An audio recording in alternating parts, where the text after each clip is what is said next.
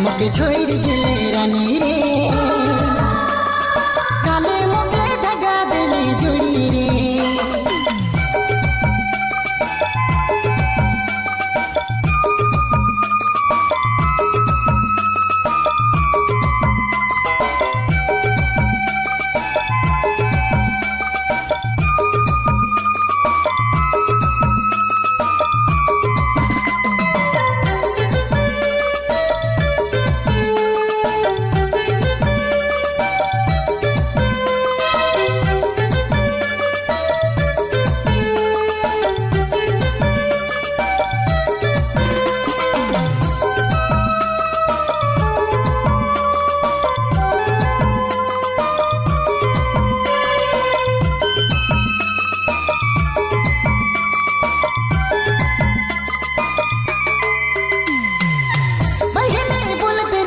हाथ धरी चलबू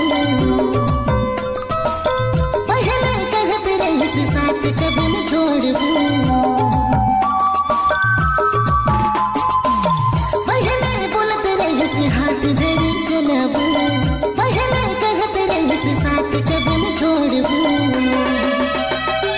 भूल गेले अब का भूल के तो तेरे लोरे,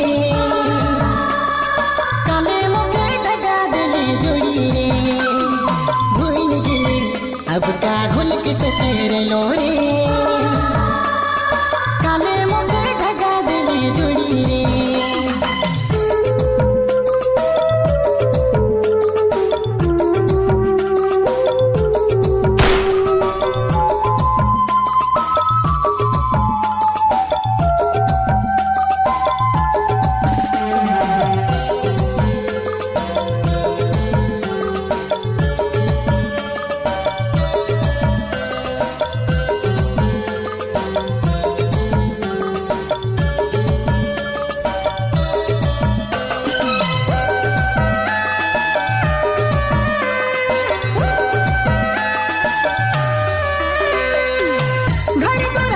साथी तोर खातिर छोड़ लो,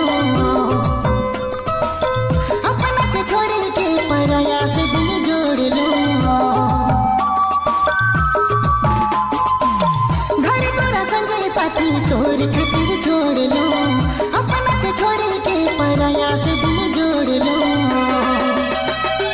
पछ चलो बड़ी मोय पछ चलो दिया रे,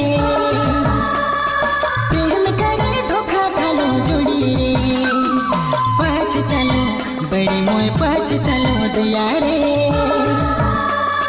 प्रेम करे धोखा खालो दिया रे।